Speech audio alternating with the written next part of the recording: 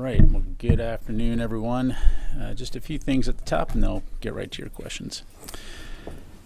So as you're aware, Secretary Austin hosted the 22nd Ukraine Defense Contact Group meeting yesterday, where he highlighted the urgent need to support Ukraine amid a challenging and dangerous fight against a new Russian offensive. He underscored the extraordinary courage of Ukrainian defenders and the critical role of the some 50 nations that comprise the contact group in providing essential capabilities to the defense of Ukraine through 8 separate capability coalitions. The Secretary also emphasized the importance of ongoing assistance and coordination to ensure Ukraine's long-term security, as well as our continued laser focus on Ukraine's near-term battlefield requirements. Separately, earlier today, Secretary Austin hosted Finnish Minister of Defense Antti Hakonen here at the Pentagon for a bilateral discussion on the strong defense relationship between the U.S. and Finland. The two leaders reaffirmed their commitment to NATO's collective defense and addressed current European security challenges, particularly Russian aggression. Secretary Austin praised Finland's role in regional security and within NATO, and both leaders committed to deepening our strategic partnership to ensure regional stability. Readout will be posted to the DoD website later today. Looking further ahead into the week, Secretary Austin will travel to Annapolis, Maryland on Friday, where he'll provide the commencement address to the U.S. Naval Academy's 2024 graduating class of our newly appointed U.S. Navy ensigns and Marine Corps second lieutenants. The commencement ceremony will be live streamed on defense.gov. And switching gears to a couple of operational updates. To date, over 569 metric tons of humanitarian assistance has been delivered across the temporary pier, or JLOTS, to Gaza for further distribution by humanitarian partners, with more aid on the way. This humanitarian assistance has been donated by the United States, United Kingdom, UAE, European Union, and many other partners. And as you've heard us say previously, the pier is a temporary solution and contribution as part of a broader international effort to surge humanitarian assistance to Gaza to meet the urgent needs of the Palestinian people. As JLOTS operations continue, we'll be sure to provide updates as appropriate on this important international humanitarian endeavor. And finally, 4 U.S. Air Force B-52 Stratofortress aircraft and deployed airmen began a routine bomber task force deployment to the U.S. European Command Area of Operations this week. Operating out of the UK's RAF Fairford, these aircraft deployed from Minot Air Force Base in North Dakota will provide numerous training and operational opportunities alongside NATO allies and regional partners. This deployment underscores the U.S. commitment to NATO's collective deterrence and defense of the Euro-Atlantic region against hostile actors. The Bomber Task Force in Europe is part of large-scale global exercise 2024, which enhances U.S. Joint Forces training with allies to address global security challenges. Excuse me. For further questions, I'd refer to U.S. European Command Public Affairs. And also, I'd like to thank Air and Space Forces Magazine for watching our left flank over here. Thanks, Chris. And with that, we'll go ahead and go to AP first. Thanks, Pat. Joe's in there. All right. Over here on the other flank. Some of the aid that has come off the pier, there was difficulty in getting it distributed over the last couple of days. Some of the trucks were overrun by people trying to pull the aid off, et cetera. Is the U.S. concerned that some of that aid is not actually getting to the warehouses and thus to the distribution point? And are you aware of any steps that either the U.S. or our allies and other coordinators on the ground are taking in order to kind of improve this process at this point? Yeah, thanks, Lita. So actually, yes, a few updates on that front. So there have been discussions between the U.S., Israel, United Nations, as well as joint efforts to identify alternative routes for the safe movement of staff and cargo. And so movements from the temporary facility, from the assembly area, that have resumed today. And so we do anticipate that assistance will be distributed in the coming days here, of course, conditions permitting. And so, you know, as we move forward on this, the safety and security of all the humanitarian assistance organizations is going to continue to be critical, and we'll continue to work closely with the international community on that front. Ultimately, the goal, of course, is to get this humanitarian assistance to the Palestinian people who need it most. Just a quick follow. I just want to make sure on the 569, that you gave us, is that as of today or yesterday? That is as of this briefing. I know that more aid's coming, so there may be updated numbers later today, but that's what I have as of coming into this briefing right now. Yep. Natasha. Thanks, Pat. So originally the plan was to, according to senior military officials who were briefed on this, start off by getting roughly 90 trucks per day of aid into Gaza and then scaling up to ultimately 150 trucks per day. But it seems that as of today, only about 26 total trucks have gotten in since Friday, including 14 yesterday, and some of them, of course, have been intercepted. So why are more trucks not making it across the causeway into Gaza at this point? Yeah, so a couple of things, Natasha. So first of all, I would emphasize, a key point that you just made, that is aid is flowing in, and that's additional aid for the people of Gaza, and so that's a very good thing. The second thing is I would highlight, again, for additional context, it's just over 3 days since JLOTS first went operational, and we've already been able to push, as I mentioned, over 596 metric tons of aid for onward delivery into Gaza, more on the way. And again, it's also important to remember that this is a combat zone and that it is a complex operation. And so, we've been very clear from the beginning that we're going to take a crawl, walk, run approach to make sure that we are implementing this system in a way where we're working out the processes, the procedures, and including taking into account the security conditions. So I think you're going to see, as we work together, the amount of aid increase and the ability to get it distributed increase. But we never said it was going to be easy. Again, the circumstances that we're dealing with here are challenging. But the bottom line is that we're taking action now, and we're focused on what we can do to help save the lives of those in Gaza who need this aid. And so that's what we'll continue to stay focused on. Is aid kind of waiting to flow across the causeway? Is DoD essentially holding back the number of trucks because there's not the logistical? No. So aid as we've talked about, aid will be delivered to the floating pier, then transported via logistic support vessels, delivered to the causeway, and then put into assembly areas on shore. And that's where NGOs pick up that aid and then further distribute it. So to my knowledge, there's no stoppage. Again, as we mentioned, this is going to be a crawl, walk, run approach, and you're going to see those numbers increase in the days ahead. Let me go to Laura, and then I'll come to Tom. Thank you. I just wanted to follow up on Lita and Natasha's questions. So you say that aid is continuing to flow through, but it's sort of at this very small, slow pace. So is there a backlog somewhere? Like, is aid coming into the marshalling area and then getting stuck there for a while? Or can you explain to us where all this aid is right now? The aid is in the assembly areas onshore, right? So it's taken. So the military, the U.S. military, is delivering it to the causeway. It's then taken by non-U.S. contractors, driven over onto shore, put into an assembly area, which is where the NGOs that are supporting this effort pick it up and take it for onward distribution.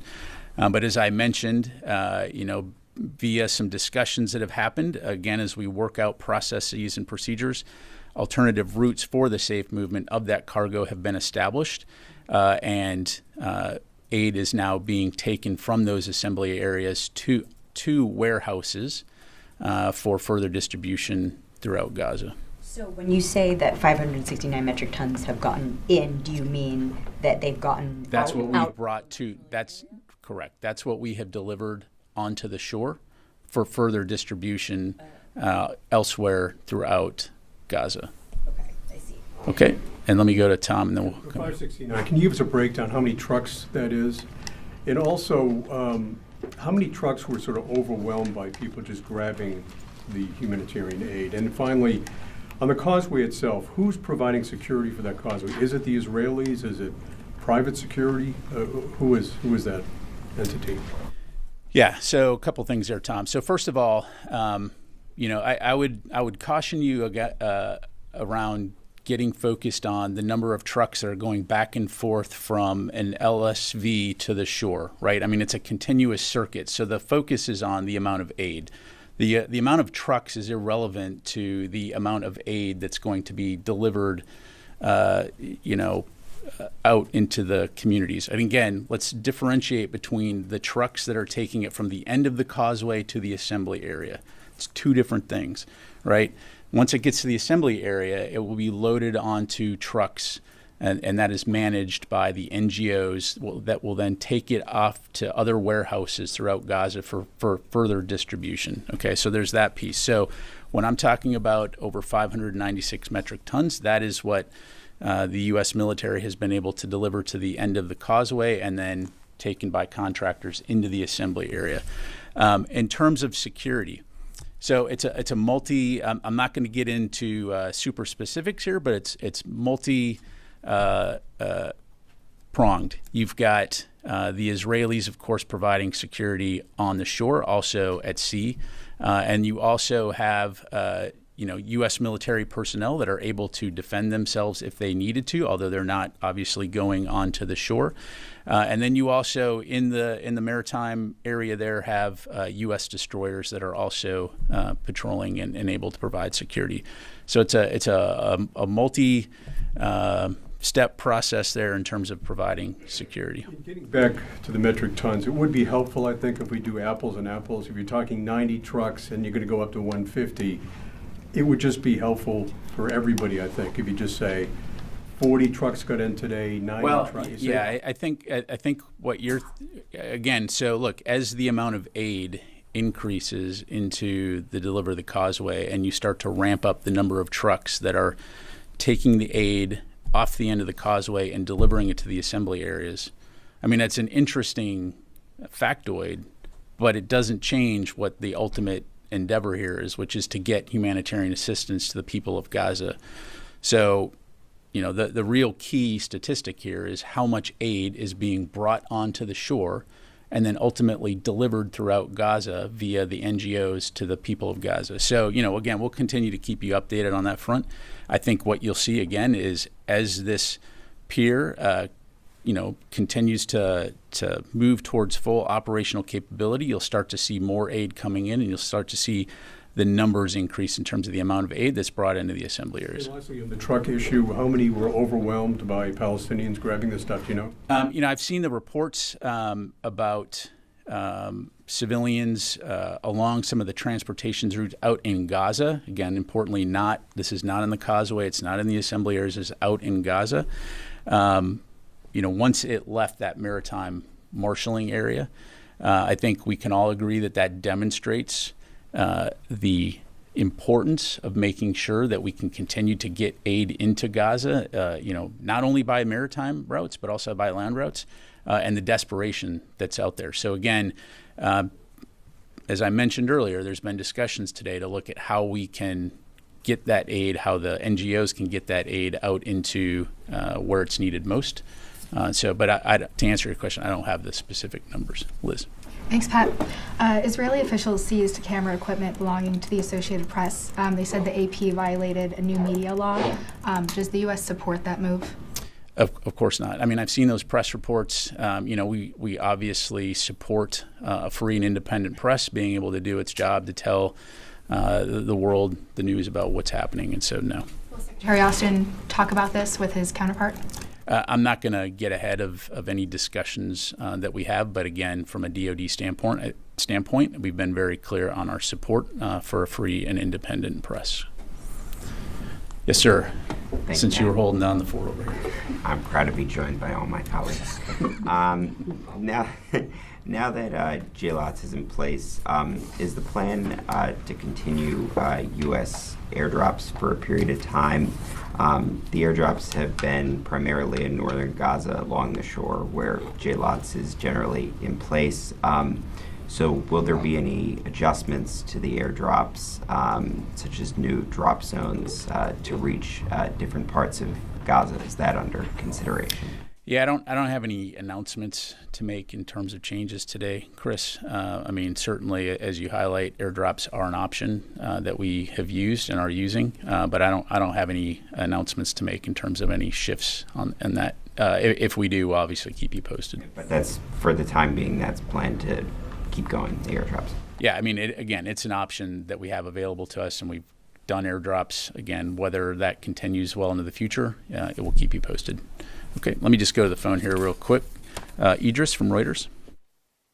Hey, Pat, a couple of questions. Firstly, just so it's clear, how many tons of aid have been delivered from the marshalling area to the UN, and how many tons remain in that sort of holding area off the pier? And secondly, in these discussions, have you talked about any potential sort of protection, whether it's armed guards or otherwise, for the convoys? Because presumably these new routes will be figured out given the desperation of people in Gaza and might be overwhelmed again. So has there been any other talks other than just changing the route?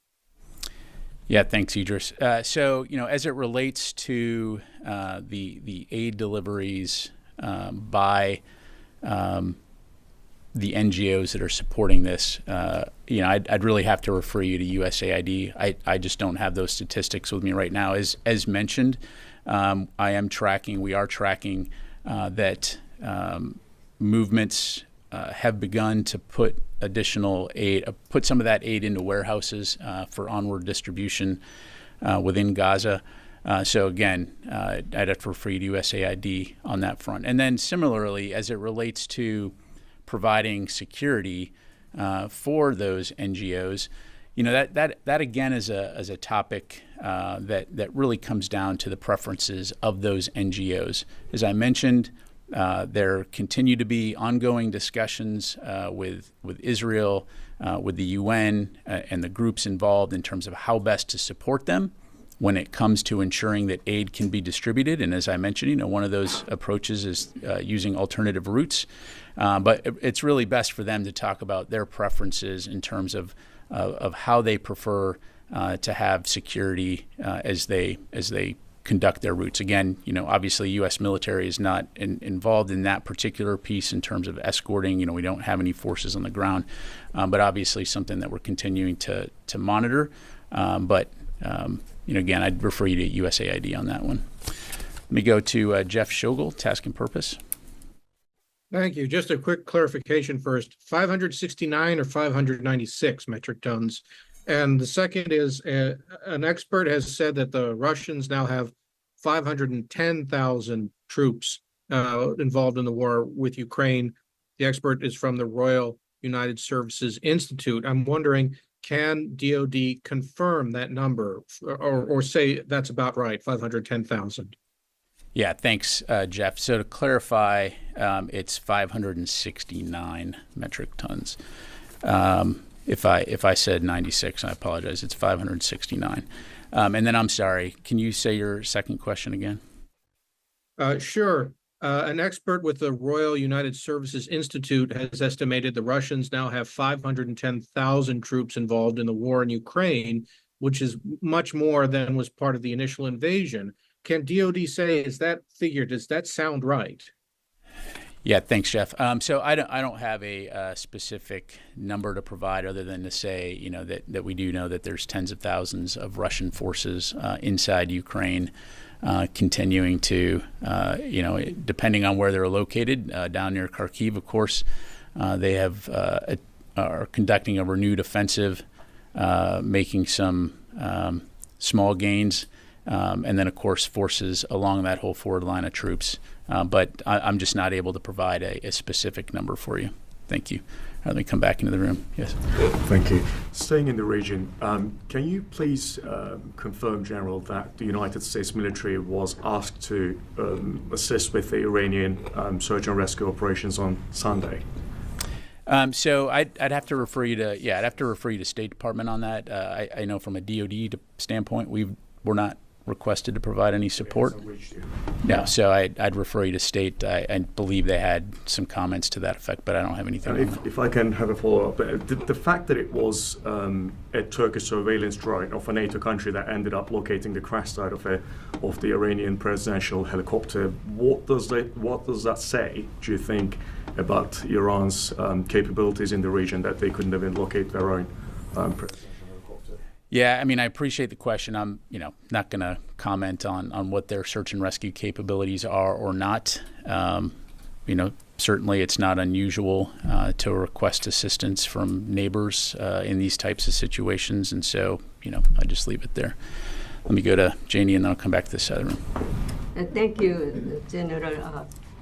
on the Russia and the China. Russian President Putin and the Chinese President Xi Jinping said during their meeting last week that they oppose threatening actions in the military field by the United States and its allies.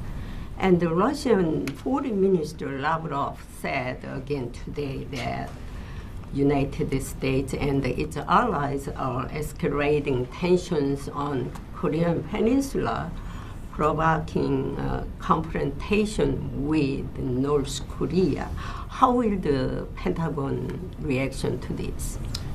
Well, I'm not going to comment on anything said by the Russian foreign minister. What I will do is highlight that the peace, security, and stability that the U.S. ROK alliance has brought to the region and beyond, despite the provocations and rhetorical threats that are emanating from the DPRK, really are a testament to the relationship that our two countries have, and towards the efforts that the U.S., ROK, Japan, and other allies and partners in the region have really done over many, many decades to uphold stability and security throughout the region. So we're going to continue to work with our allies towards that end.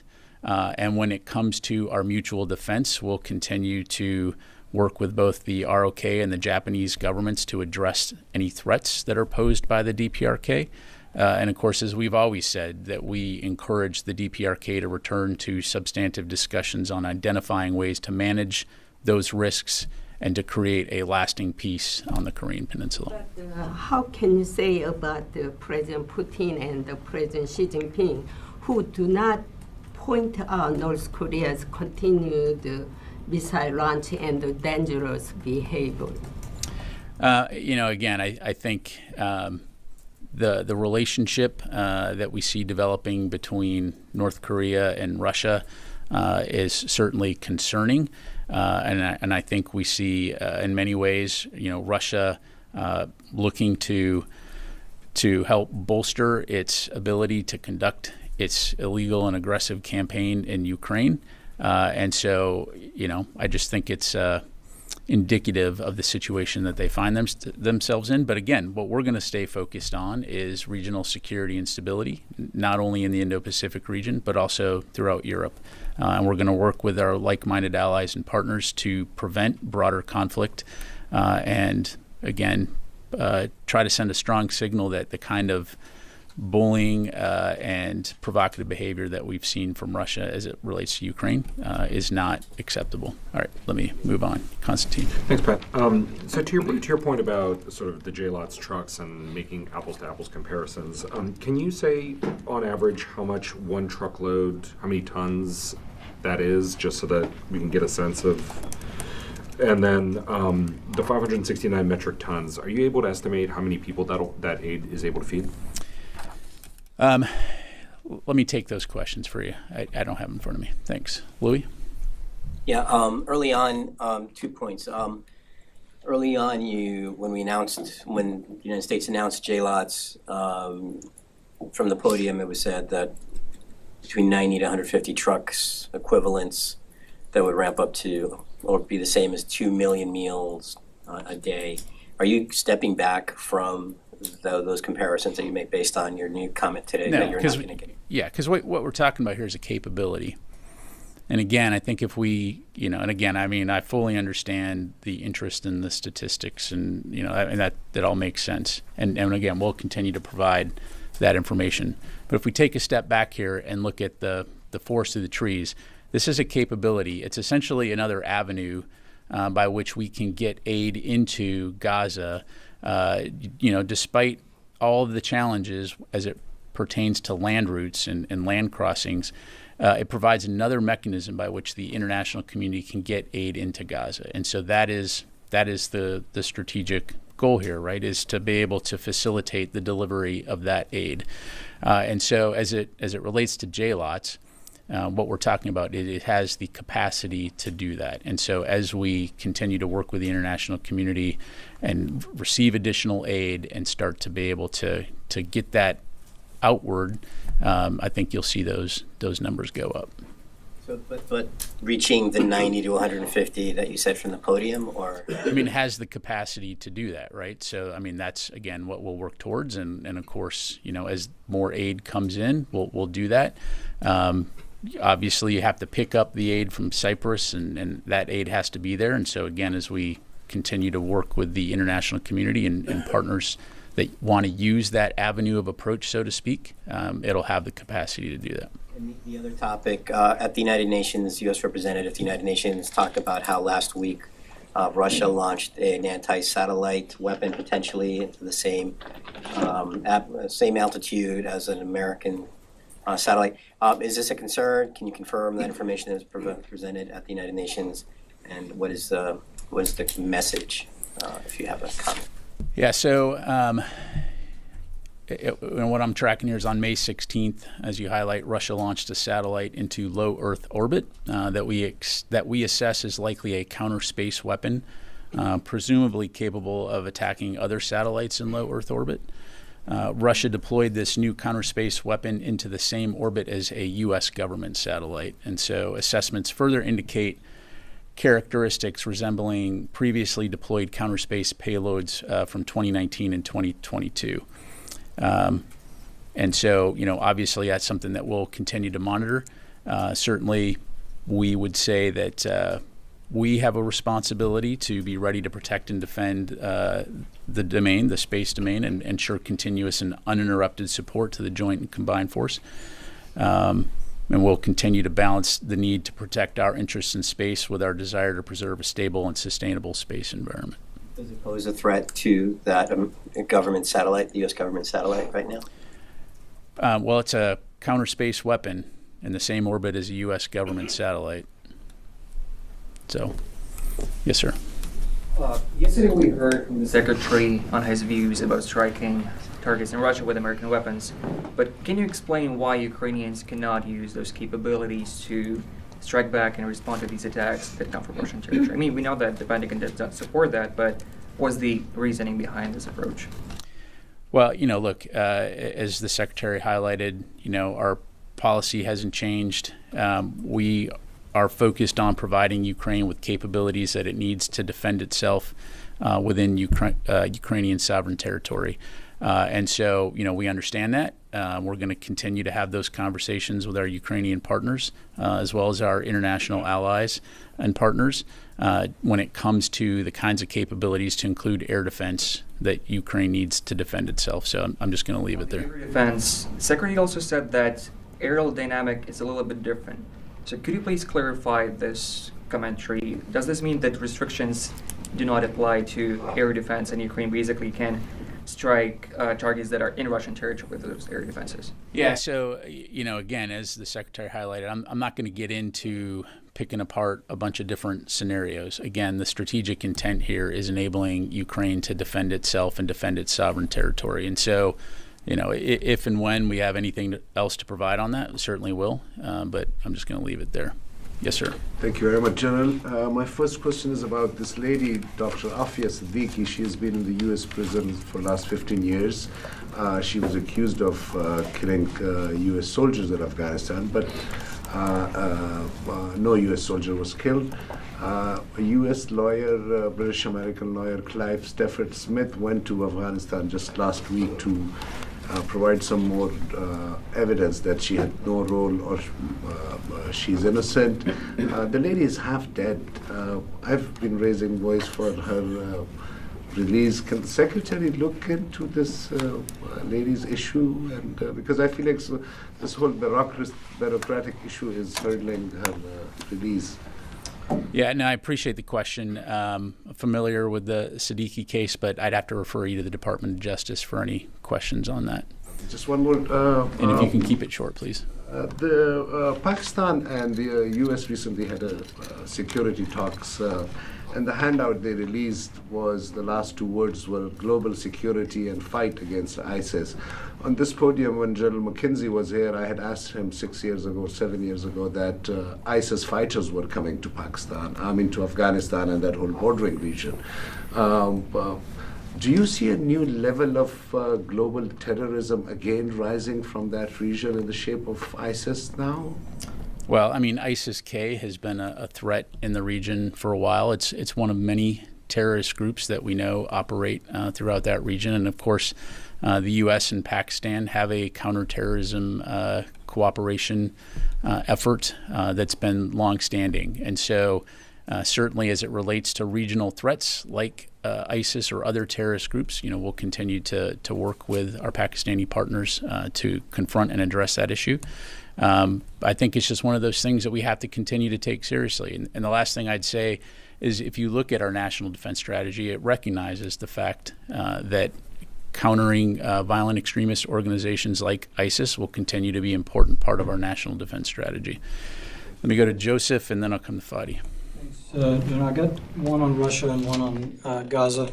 The Russian, and I'm sorry if I missed this earlier, but the Russians announced that they had started tactical nuclear weapons exercises today.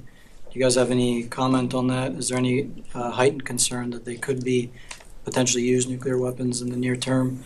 And then secondly, can you talk about or elaborate on any updated plans the Israelis have provided you with potential larger scale or large scale invasion of Rafah?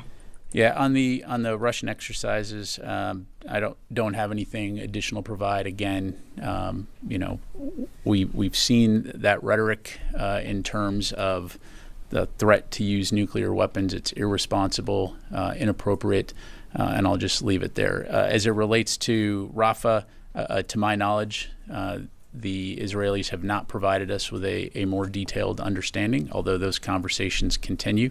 As you know, Mr. Sullivan, the National Security Advisor, was recently in Israel, but to my knowledge, don't have any additional information on that front. And what we do see in Rafah continues to be limited operation near the Rafah gate. Is there any concern that the decision by the ICC could impede on any potential travel by Israeli officials here? I'm not tracking any concerns in that regard. Fadi? So thank you, General. I believe you said this operation, the Causeway, it's 3 days, right? March 17th was the first day of on Friday, so today is Tuesday night in the region, so it's been 5 days. See, that's what happens when you work here at DOD. I don't even know what day it is. 500. But thank you for pointing that out. 569 metric tons. Am I accurate to say zero has been delivered to the people of Gaza so far? You'd have to check with the World Food Program. I know that aid is getting in, but it's not accurate that no aid has been delivered. We've been doing airdrops. We've been helping to facilitate aid coming over the land crossings. But the Causeway has been able to get over 569 metric tons of aid into Gaza for onward delivery. So, yes, very shortly, I think you'll see aid starting to be delivered. That has been delivered, right? As of today? As of today, I do not believe so. Okay. And is Israel, you said Israel is cooperating on this, trying to help, but it seems from what you said, the desperation of people created security issues for the distribution of aid from the assembly area, and that desperation is related to the fact that Israel is shutting down aid routes, right? So we're shifting from questions to editorializing. I'm going to go ahead and go to somebody else. Let's go to Tom Watkins, The National. Thanks, General. A couple of questions, if I may. So NBC and the New York Times reported that there was very nearly a transfer of 11 or 12 detainees from Gitmo. But then October the 7th happened. Are you able to confirm that? And then my second question is, does Secretary Austin have any reaction to the ICC prosecutor seeking the arrest warrant for Yoav Gallant? And has the Secretary spoken to him since that? Yeah, thanks, Tom. On the Guantanamo question, obviously saw those press reports. I'll have to take that question for you. The Secretary has not spoken to his Israeli counterpart, although, as you know, they speak frequently. So I would anticipate that he'll have the opportunity to speak to him soon. Don't have anything to announce right now, but certainly we'll provide a readout as it relates to that conversation. All right, let's come back into the room here. Yes, sir. Thank you, General. A couple of questions on Iran. Do you have any information about exactly what caused the Iranian president's helicopter crash? And secondly, do you expect any foreign policy change from Iran, especially from supporting these proxies? So no, we don't have any insight into what caused the helicopter crash. As was highlighted yesterday, we know that it's under investigation, so I'd have to refer you to the Iranian authorities for any outcomes as it relates to that. And I'm sorry, your second question? Yeah, do you expect any foreign policy change from Iran, especially from supporting its proxies in Iraq and Syria and Yemen too? I'm not tracking any changes in terms of our current foreign policy as it relates to Iran. Liz? To follow up on Louis' question from earlier, did Russia communicate with the U.S. at all that it was going to launch the anti-satellite weapon, and has there been any communication since? I'm not aware of any communication, but I'll have to take that question. As you know, there's a process by which there are launches are conducted.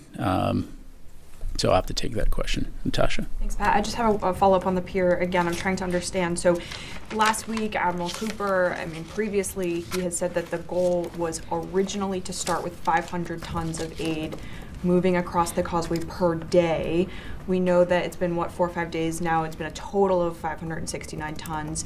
None of it, according to what you just said, that you believe it has actually been delivered to the Palestinians yet. So is the reason why that initial 500 tons of aid per day is not being moved across the causeway because we're not seeing any of it be delivered yet, that stuff that we are moving to the Palestinians, and so we're kind of holding back? Or is there another reason why you haven't met that 500 tons per day goal yet?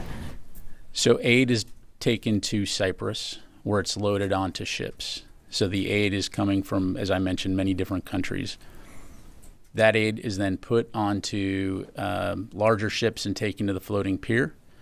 So again, part of that is going to be the amount of aid that is available to load onto those ships, taken to the floating pier, and then transloaded to the causeway. And so, again, I think you're going to see, as this process works it out, as more aid is delivered to Cyprus, you're going to see the amount of aid that's brought into Gaza increase. And to the point earlier, again, understanding that this is a multi-pronged international effort, this is one aspect of getting international aid into Gaza. It's not the only delivery mechanism by which to get aid into Gaza. And so we're going to continue to make this a viable avenue of approach to be able to get aid to humanitarian organizations that will then provide that for outward delivery.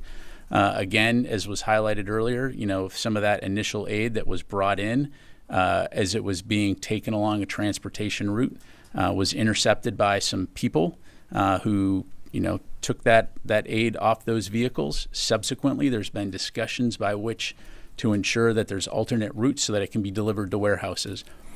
Again, fully appreciating the desperation, but also fully appreciating the fact that it is very important that this aid get to the people who need it most.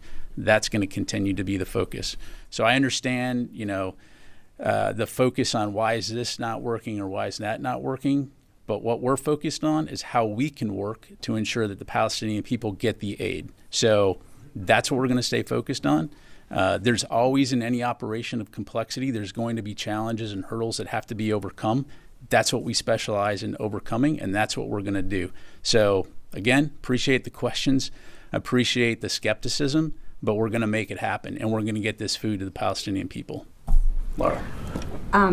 Sorry to harp on the same point, but...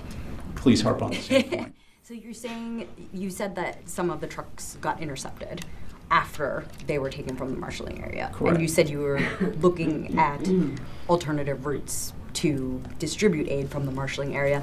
But I just don't understand what's the problem before getting to the marshalling area? There's no problem getting to the marshalling area. Why has there only been 569 metric tons of aid delivered to the marshalling area? That's how much aid has been delivered to the end of the pier to be brought into the marshalling area. So is there less aid flowing through Cyprus than you thought there would be? I don't have a flow chart that shows what aid is expected and what's not. All I know is we're going to continue to push aid, and as I mentioned, more is on the way. So you're going to see those numbers increase. But I guess my question for you is, I'm not going to get in a rhetorical question. Lita. I think where our disconnect, is, just so you can take the question and figure it out later, is the 90 to 150 trucks a day was kind of the metric everyone was focused on from Admiral Cooper and everyone early on. and now you guys sort of shifted to metric tons a day, and we're trying to equate, is that 90 trucks per day? Is how many, and that's why, because we didn't know if that 569 metric tons that have gotten in, whether that equates to whether you're falling short or meeting or whatever those initial goals of the 90 to 150 trucks. Unfortunately, that was the metric we got early on. And now with the metric tons, we're trying to figure out how those two equate. Yeah. I think that's just the question. Adding to that too is somebody must know how many trucks have gone along that causeway into the marshalling area. That's a number somebody should have. And I think, because we're reporting, X number of trucks left, and I think people are equating the number of trucks that go on and off the pier filled with aid to the number of trucks leaving the marshalling area. That's not the same trucks, and it's not the same size trucks, if I'm not mistaken. So it would be inaccurate to say the number of trucks going on and off the pier is the same as the 10 or 11 trucks that left the pier or left the marshalling area and left. Is that accurate? Correct. And again, look, we'll continue to keep you updated on this. I understand the intense interest in it, and we'll continue to provide you as many statistics as we can. But again, looking at the forest through the trees here, is about getting aid to the people of Gaza, and that's what we'll continue to focus on doing, no matter how many trucks are driving on or off the Causeway of Courtney. Pat, I have a question about the trucks. Keep on trucking. The trucks that you mentioned that were intercepted, who was responsible for the security of those at the time? Again, when it comes to the security of NGOs, that's a decision that they all make internally. So I really can't speak to them or what specifically was on that convoy. But again, broadly speaking, and as I'm sure you can appreciate, I'm just not able to go into the details in terms of the tactics, techniques, and procedures. There has been a discussion to look at alternate routes to ensure the safety of the staff and the cargo that's being delivered. And I just have to leave it there. No, I asked because I was under the impression that until it got that the Israeli Defense Forces were responsible for security of the humanitarian aid up to a certain point, including the delivery to the warehouses. But that's not the case? I'll have to check on that. Thank you. All right, Ellie. Initially, when you talked about the alternative routes, you said movements from the temporary facility resumed today. Is the temporary facility that you're talking about the marshalling area? Yes, the marshalling area. And then resumed, how many days were they not moving? It was just the last couple days. So they've resumed today, 2 days. Okay, Fadi. Thanks for shutting me down before and for the opportunity again. No, that's all right. I apologize. Go ahead. No apology.